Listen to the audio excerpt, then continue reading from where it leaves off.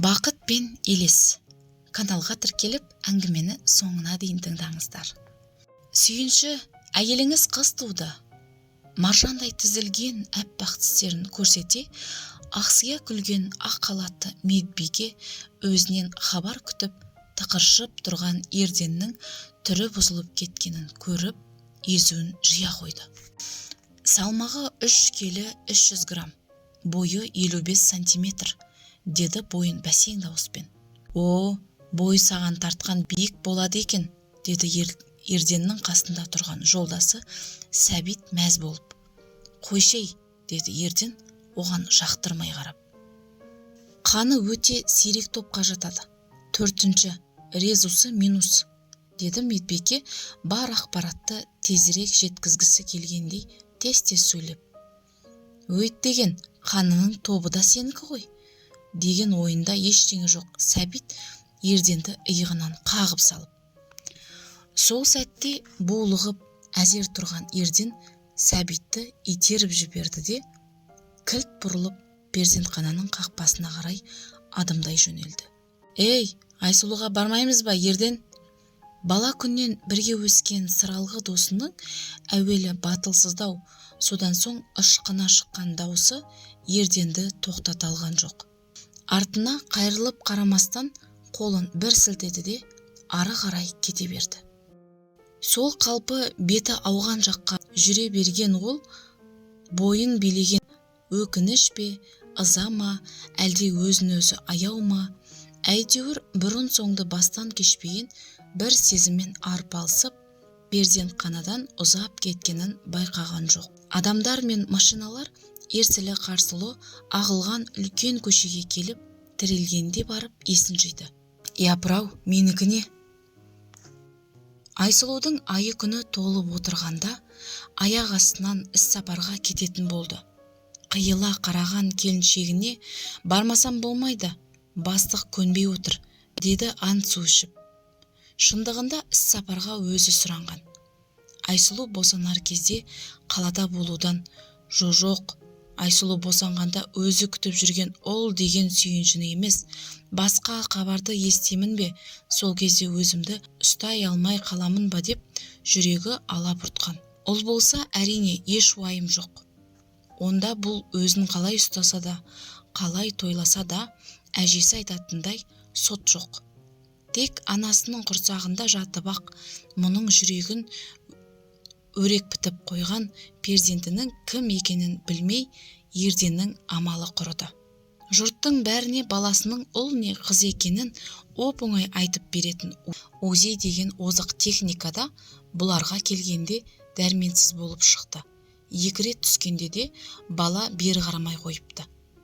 Кім де болса балаңыз әдепті, ибалы болады екен деген дәрігер өзіне телміре қарап отырған Ерденге күлімсірей сөйледі. Ерден сонда ұялып қалған. Япырмай, мені қыздан безер болған біреу деп ойлап қалдым екен, деп ойлаған былай шыға бере. Қайдан білсін, қыздарын жүрегі езіле жақсы көретінін. Жолдастарының арсың-гүрсің сөйлеп, алысып-жұлысып жататын ұлдарымен салыстырып, талшыбықтай майысқан қыздарының түр-сипаты үшін де, мінез-құлқы үшін де іштей марқайған кездері аз еместі. Тіпті 2-ші қызы туғанда біракүлделсің деп қажаған жолдастарына, ей жігіттер, ұл жасау деген қиын боп па? Шотпен шапқандай қобалақ-сабалақ етіп шығара саласыңдар. Бір жері шүртейіп тұрса болған әйтеуір. Ал қызды хас сергердің қолынан шыққан бұйымдай, қай қырынан қарасаң да көз жауын алатын өнер туындысында етіп шығару керек деп қалжыңдаған. Бірақ уақыт өте, осындай әңгімелерден кейін сол шүртейіп тұрған бір жері бар баласының жоқтығы туралы ұры ой жылт ете қалатын болды. Алғашында сонша мән бермейтін жылт еткен сол бойда ұмыт қалатын.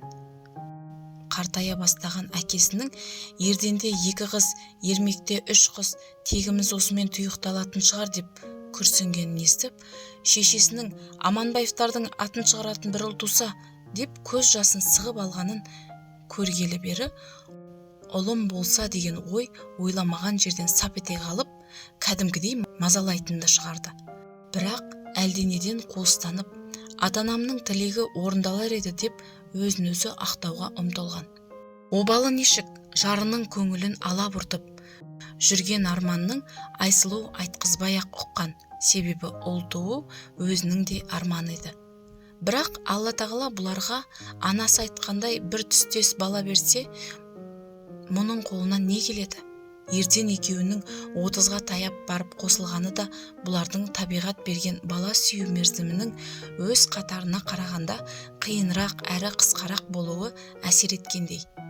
Айсұлу сонда да болса үмітін үзген емес. Емделіп жүріп жасы 40-тан асқанда үшіншісін көтерді. Ерден міне осы сәбиінің дүниеге келуін қобалжи күтті. Көңілі қаламаған хабарды естіген кезде өзін лайықты ұстай алмай қалам ба деген қорқыныш та содан туындаған. Сосын Айсұлуға кім туғанын өз құлағымен естейін, дәрігерлер перзентханаға әкетерде хабарлас, ұшып жетем дегенде іссапарға жүріп кеткен. Іссапар деген аты ғана. Мандытып еш тірлік бітірген жоқ. Көңілі алаң болып қайта-қайта қалта телефонын қарап жүргенде Айсұлу перзентханаға жетіп бара жатқанын хабарлаған. Ерденнің дегбірі қашты. Өзі білетін барша әулие әмбелерге сиынып, бір ұл берші деп жалбарынды. Бірақ көңілінің бір түкпірінде осының бәрі бекер ғой деген ұры ой қалаң берген. Жаратушының өзі сездірген ғой. Айтқандай әуежайда күтіп алған сәбит Айсұлудың перзентханаға түскенін естіп, жолай бір құшақ гүл сатып алған. Ол гүлін беріп жіберсе, Айсұлу мұның келгенін біліп күтіп отырған шығар. Менің жүрісім мынау. Ерден қол көтеріп бір машинаны тоқтатты да үйінің мекен-жайын айтты. Ондағы ойы қыздарын перзентханаға ертіп апару болатын. Есіктен кіре берген мұның мойнына асылған Айжан мен Әсел әкесінің құшағына таласып, менің папам деп жүрегін шаттыққа бөледі. Қане дауласуды қойыңдар, екеуінің де папаңмын, дұрысы үшеуінің де деді. Ерден қыздарын бауырына басып, тез киініңдер, перзентханаға барып бөпемізді көрейік. Ерденнің келіншегі босанып үшінші қызды дүниеге әкелгені туралы хабар ағайын мен жора жолдастың құлағына сол күні-ақ жетті. Тағы қыз ба десті Ерденнің ұлдан үмітті екенін білетін кейбіреулер. Бірақ Ерденді көрген кезде қауқауласып, арқасында қағып құттықтап жатты. О, Ерден ака, байитын болды, деді ауладағы шатырда көкөніс сататын өзбек жігіт.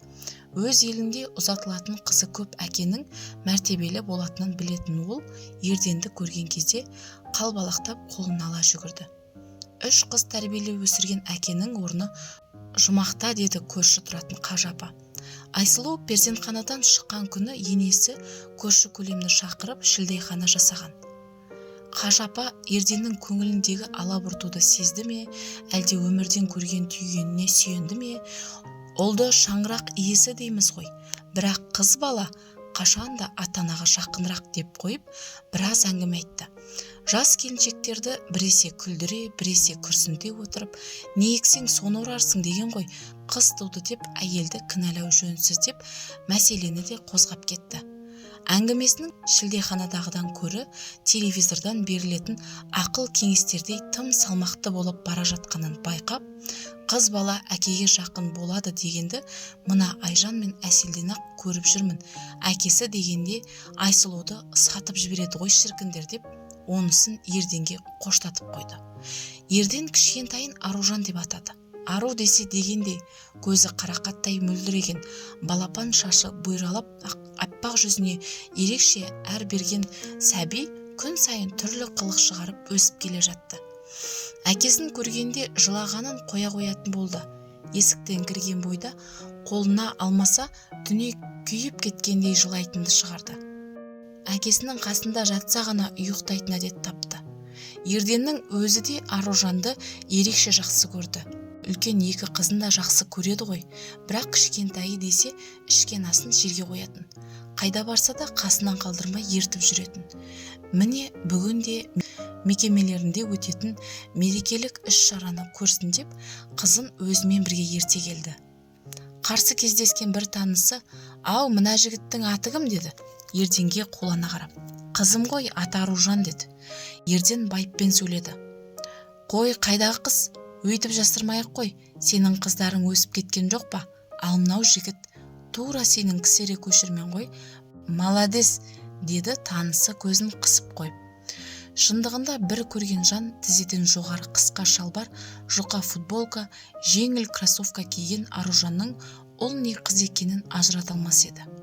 О, Ерден Мұратханович, ұлыңыз аузыңыздан түсіп қалғандай екен, деді сол жерге келе жатқан Гүлмира есімді тележурналист. Бұл келіншектің осындай іс-шаралар туралы репортаж түсіріп жүретінін Ерден білетін. Мен ұл емеспін, Аружанмын, деді сәби бүртіліп. Солай ма? Өкінішті, ұл болғаныңда вообще күшті болатын еді, деді журналист келіншек Ерденге көзінің астымен қарап. Қызымның қай жері ұнамай қалды, деді Ерден қылымсып тұрған келіншекке ашулана көз тастап. Ол әлде адам жанына бататын жайлар болатынын білмейтін. Әлде біле тұра өзімдікі дұрыс деп отырып алатындардың қатарынан бекен. Айтқан сөзінен титтей қысылмай, ол еместігі, деді мырс-мырс етіп.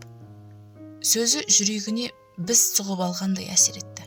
Содан бастап Ерден адамдардың сөздерінен астар іздейтінді шығарды. Балалар аман ба? Деді ауылдан келген туысқаны кездесіп қалып. Қыздар деуге мені аяп тұр ғой, деп ойлады Ерден іштей. Балаларыңызды жаңа жылдық шыршаға әкелесіз бе? Мен тізім жасап жатырмын, деп сұрады хатшы қыз. Әдейі қыздарыңызды демей тұр ғой, деген ой жүрегін шаншып өтті. Ақыр аяғы хатшы қыз да ұлы жоқ деп мені мүсіркейтін болды, деп ойлады мұңайып. Бара-бара ұлының жоқтығы күндіз ойынан, түнде түсінен кетпейтін болды. Ішіне бір түсіп алып, кеулеп жеп жататын жегі құрттай барлық арман мақсаттарын көмескілендіріп, өмірде ұлды болудан басқа мұраты жоқ адам қалпына түсірді. Небір қуанышты кездерінде неге менің ұлым жоқ деген ой жылт ете қалып, асып тасқан көңілін саптыятын. Тележурналист келіншектің мысқалды дауысы құлағында жаңғырып, талай рет ұйқысынан шошып оянды. Қап сеніме, деді жастығын мыжғылап отырып. Бірақ кіжінгенмен не істейді? Еркек болса бар ашу-ызасын қортқан қорғасындай етіп, жұдырығына қойып, өлімші етіп сабар ма еді? Кім біледі? Қарамағында істейтін біреу болса, жұмысына мін тағып, қодалап күн көрсетпес пе еді? Бәлкім сонда көкірегіндегі қыжылы қайтар ма еді? Ендігі не істей алады? Ішкі арпалысын баса алмай ала сұрып жүргенде Гүлмира телефон шалды. Түк болмағандай сөйлеп, компанияның ірі тұлғалары туралы хабарлар циклын жасап жүргенін, жоспарында бұл туралы да фильм түсірмек ойы бар екенін айтып, кездесуді ұсынды. Ерденнің қаны басына шапты. Дәл қазір кезінде өзін ұлың жоқ деп мүсіркеген әйелді атарға оғы жоқта еді. Кездесуден үзілді кесілді бас тартты. Келесі күні Гүлмира Ерденнің кеңсесіне келді. Кейіпкерлермен тілдесуге жинақтаған талай жылғы тәжірибесі бар емес пе? Ерденнің түйілген қабағын жазу үшін бар өнерін салып, әйелдік арбау, баурау амалдарын жұмсап бақты.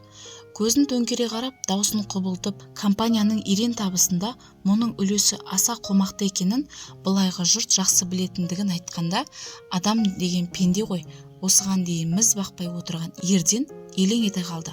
Бірақ тап сол сәтте осы әйелдің күні кеше ғана баласының ұл еместігі ұнамағанын мысқылдай айтқаны құлағына жаңғырып, есіне бірдеңе түскендей бетіне тесіле қарады. Өткендегі сөзінен бері осы әйелді жасытып, жігерін құм етсем деген ойдан біразға дейін арыла алмай жүрген Ерден сол сәттің келгенін түсінді. Сол оймен түсін сәл жібітіп, ойланайық деді. Гүлмира қуанып кетті. Оның өз есебі барды.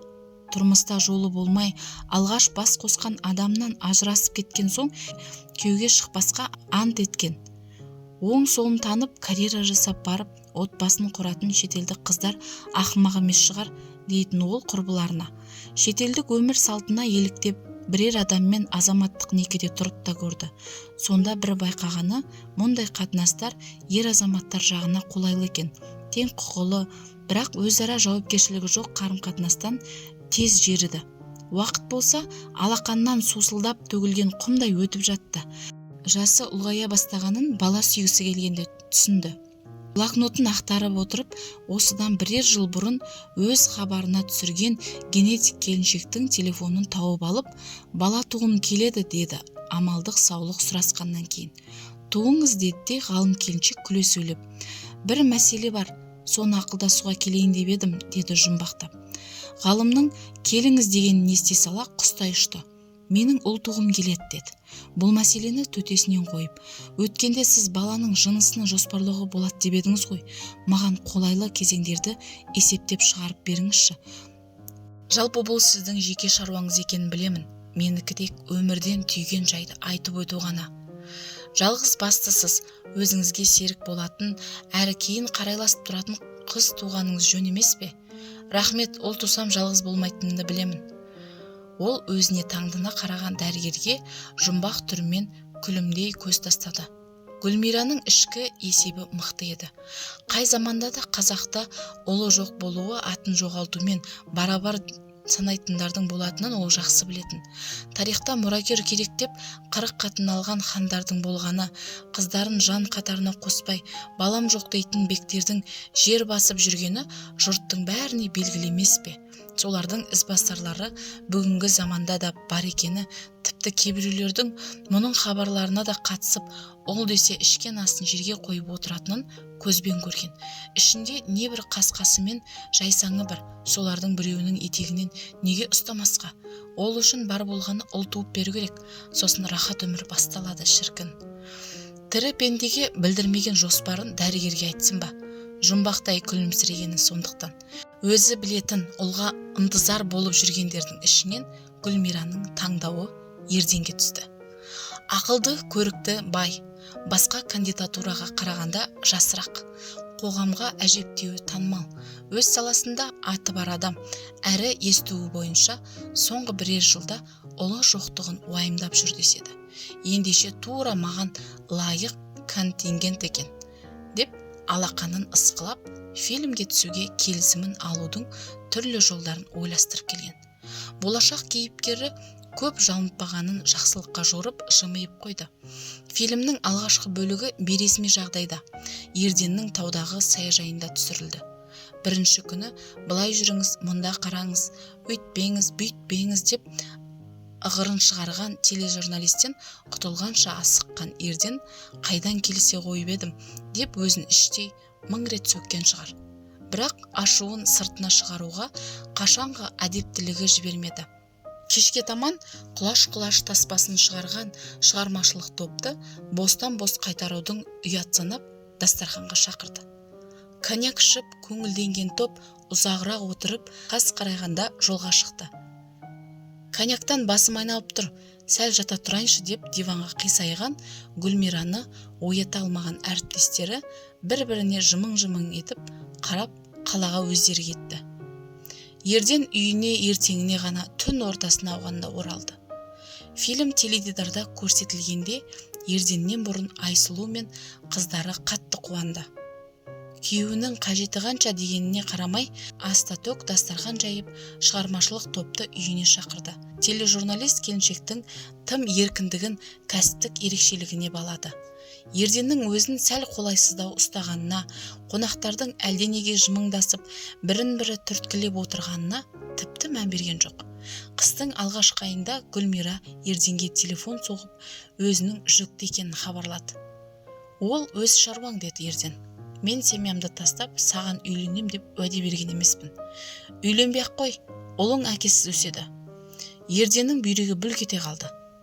Көріп келдігің бар ма еді? Ол екенін қайдан біле қойдың?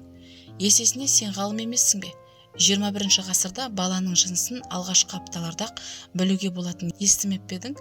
Ерденнің тілі күрмеліп ештеңе дей алмады. Жаманат жерде жатпайтынын тағы дәлелдеп, жарының опасыздығы туралы өсек Айсұлуға да жетті. Әңгімені бастауға дәті бармай жүрген Ерден Айсұлудың ашулы сөздерін үнсіз тыңдап отырды. Кінәлімін, бірақ оны сенен артық көргенімнен барған жоқпын, деді бар болғаны. Өзің не айтып тұрғанды түсінесің бе? Ондайға ынтық болып бармағанда қайтып барады. Жек көріп тұрып бір төсекке жаттым дегеніңді барып ақмақтарға айт. Сенсең сен, сенбесең қой. Шыным сол. Әуелгіде ұлың жоқ деген үшін оны төмендеткім келді. ал қорлықтың ең үлкені еркектің өз ойын орындаған соң әйелді тастап кетуі. Мен де оны соңымнан жүгіртейін, кіріптар етіп жалындырайын дегенмін, бірақ ол менен асып түсті. Ол туды. Соңғы сөзін терең күрсініп айтты. Айсұлу бәрін де түсінді. Иә, бұл ұл туып бере алған жоқ. Сол үшін Ерденнің қорланып, өзін бақытсыз сезініп жүргенін де сезеді. Бірақ бақыт баланың ұл не қыз болуында ма екен? Осынша құрбандыққа апарған ұлдың ұшпаққа жеткізеріне кім кепіл? Қыздарын айналтып, үйілтіп, ет жүрегін елжіреткен әкелік сезімін бір-ақ сәтте ұмыт тұрған ұл. Жарық дүниеге келер жолыңа тап өзіңдей 3 перзенттің көз жасы төгілгенін сезесің бе? Дүниеге келісімен бір отбасының шырқын бұзған ұл өмірде қандай болар екенсің? Шым-шытыр ойға шырмалған Айсұлу Ерденге біреулерді жылату арқылы бақытты болу мүмкін еместігін айтқысы келген. Бірақ дәл қазір оның ұлды болғанынан басқа ештеңені ойлай алмайтын күйде екенін түсініп, әңгімені созудың қажеті жоқ деп шешті. Ұлды армандағаныңды білемін, бірақ сенің арманыңның арман емес, өмірдің бар мәнін перзентіңнің жынысымен есептейтін ауруға айналғаны өкінішті. Сондықтан жолыңа көсе-көлденең тұрып қайтем. Бар, жолың ашық. Бірақ ойнастан туған ұл оңбас деген сөздің бекер айтылмаған ұмытпа. Қашанда өз пікірін білдіру үшін оны ішкі безбеніне салып, таразылық алып барып сөйлейтін Айсұлудың соңғы сөздері денесін тітіреткен Ерден есікке беттей беріп, қалт тоқтай қалды. Қарсы уәж айтқысы келген аузына дәлелді сөз түспеді. Содан соң, ой, қазақ не демейді деген оймен өзін алдандырып кетуге бет алды. Жанары жасқа толған Айсұлу бөлмелерінен шыға берген Ерденді көзбен ұзатып екеуара небір тәтті сәттері өткен төсектерінде тапжылмай отыра берді. Сыртқа беттеген Ерденнің аяғына Аружан келіп оратылды. Папа, қайда бара жатасың? Мен де барам. Ерденнің жүрегі шым ете қалды. Есіктің жақтауына сүйеніп тұрған Әселді бетінен сүймекші болған. Ол өксей теріс айналып кеткенде, Айжан әкесінің қасынан сырғи өтіп, анасының бөлмесіне кірді. Мама, папаны жібермеңізші, сіз оны сүйем деуші едіңіз ғой. Сүйемін, сүю деген сүйген адамның бақытты болуын тілеу. Қызым, ал әкеңнің бақытты болуы үшін ұл керек болды. Ал бізше, бізді тастап кете бере ме? Ештеңе істеуге болмай ма? Ештеңе істеудің қажеті жоқ, қызым. Менімен ғана болсын деп түрлі амал қолдану сүйген жанның емес, есебі мықты аярлардың тірлігі. Айжанның амалы құрыды. Көрерміз, деді өксіп отырып, көрерміз әлі. Арада бірталай жылдар өтті. Алма-кезек ауысқан жыл мезгілдерімен бірге Айсұлудың отбасында көктемдей шуақты, қыстай қатты, жаз бен күздей мәуелі оқиғалар болып, кезінде ұяларының шырқын бұзған жайда бірте-бірте ұмытылған сияқты. Жыл сайын жаңа қызығымен, кездейсоқ сынымен келген өмір ағыны шынақ ұмыттырды ма, әлде ұмытқан сыңай танытты ма? Әйтеуір Айсұлу мен қыздары ол оқиғаны еске алмайтын. Тек анасы адам қолдан келгенше жақсылық жасауға ұмтылу керек деген кезде Әселдің қалай ойлайсыз, істеген жамандығының өзіне қайтып оралғанын біреулер біледі ме екен? Асып тасқандар туралы да естіп жүрміз деп қалғаны болмаса. Айсұлу қыздарының нені меңзеп айтқандарын әрине түсінбейді емес, бірақ әңгімені өрбітпеуші еді. Тіпті қой балам, әкең байғұс жетісіп жүр дейсің бе деп тоқтау салатын кездері көп. Себебі ұл тапқан әйелімен көңіл жарастыра алмаған Ерденнің ішкілікке салынып, үйінің берекесін кетіргенін, тіпті оған қол жұмсап, істі бола жаздағанын, Гүлмираның қайынатасына барып, балаңыздан құтқарыңыз деп жалынғанын бұлар да естігенді. Ал таяуда ұлы кәмелетке толғанда Ерденнің су жаңа шетелдік машина сыйлағанын, баласының оны апта өтпей жатып қиратып, өзі әупірімдеп тірі қалғанына да хабардар болатын. Сондықтан да бір кездері сүйіп қосылған жарының адасып, жора жолдастарының арасында жарқ-жұрқ етіп жүретін есіл азаматтың сонша құлдырап кеткенін ойлап аяйтын Айсұлу. Анасының қас-қабағын баққан қыздары да сосын бұл тақырыпты қаузай бермей, оның сезімін құрметтеп, аялап тірлік етіп жатты. Осылайша бір-бірінің жанын түсініп, өзара елбесе жайма-шуақ күн кешкен отбасы жаңа жыл қарсаңындағы тымақ кеште аяқ астынан дүрлікті. Беймезгіл уақытта телефон шалған Айжан Ерденнің ұлы мас болып топтасып қыз зорлады деген айыппен қамауға түскенін хабарлады. Бұларды шошытқан хабардың екінші бөлігі еді. Ұлымен жолығуға жан ұшырып келе жатқан Ерденнің өзі машинасымен аударылып, ауыр халде Айжан жұмыс істейтін ауруханаға жеткізіліпті. Жедел жәрдем келгенше далада жатып, көп жоғалтыпты, қан деді даусы дірілдеп. Қан табылмай жатыр, сирек топқа жатады ғой. 4-ші минус резус фактор анализдері дайын болған соң, нейрохирургия бөлімінің меңгерушісі Хамитбек ағай екеуміз операция жасайтын болдық. Айсұлудың құлағы шыңылдап кетті. Ерден таң ата наркоздан оянғанда қасында Сәбит отыр еді. Қиналғанда да, қуанғанда да жанынан табылатын адал дос Ерден ауруханаға түскелі бері көкте Аллаға жалбарынып, жерде дәрігерлерге шалынып, күні-түні осында жүрген. Төсегінің қасында қалат киіп, мүлгіп отырған Сәбитті көргенде Ерденнің есі кіріп, көз алдынан бүкіл оқиға зырылдап өте бастады. Жол, сапырылысқан адамдар мен машиналар, қарсы келген машинамен көрсетіп соғысқаны, қайда асығып еді, ұлы ұсталды деп хабарлап еді ғой. Ерден ыңыранды. Сәбит селт етіп мұның бетіне үңілді. Ерденнің көзін ашқаннан көріп жүргені жарлардай қуанған ол досының ерні жыбырлап жатқанын байқап құлағын тосты. Ол деді тілі икемге әсер келген Ерден сыбырлай сөйлеп. Әлгінде ғана досы тіршілік белгісін бергенде бойын билеген қуанышы су сепкендей басылып, Сәбит, ұлың бар болсын, деді кейіген үнмен. Өзің өліп қала жаздадың ғой. Іле артықтау кеткенін сезіп, тергеу изоляторында отыр. Адвокат іздеп жатырмыз, деді қысқа-қысқа сөйлеп. Ерден тағы ыңыранды. Сәбит оның ұлын ойлап қиналып жатқанын түсінді. Бірақ өз жүрегінде оның ұлына деген титтей де аяушылық сезім жоқ еді. Керісінше досының басын жыл сайын бір шырғалаңға салатын ұлды қолына түссе түтіп жердей сығырданы қайнап. Бірақ онысын Ерденге айта алмай булығып тістеніп іштей тынды. Тексіз неме, деді іштей. Жатырына тартқан деп осындайды айтады екен ғой. Өткен жолы көлік апатына қатысты іс қозғалып, Ерден екеуі ішкі істер басқармасының табалдырығын тоздырып жүргендерінде, бүгінде әжептәуір қызмет атқаратын ермек бұлқан-талқан болып, Аманбаевтардың атын шықпай қалады деп едіңіз. Шықты міне. Ертең-ақ бүкіл газет шулайды. Бизнесмен Аманбаевтың ұлы істі болды деп. Жеттіңдер армандарыңа деп, әке-шешесіне дүрсе қоя бергеніне куә болған Сәбит. Бүгін өзі де сондағы ермектің күйін кешіп отырғандай. Көзінің астынан Ерденге қарап қойды. Наркоздың күші қайтып, сынған сүйектер сырқырап, жарақаттары жанына батып жатса керек. Ыңқылдай демалып, үнсіз жатыр. Байғұс досым, деді Сәбит іштей. Ол деп әп-әдемі отбасыңды тастап кетіп ең. Не көрсет сол ол. Қасықтап жинаған абыройыңды шелектеп төкті. Қасыңда дос қалмады, туыста теріс айналып кетті.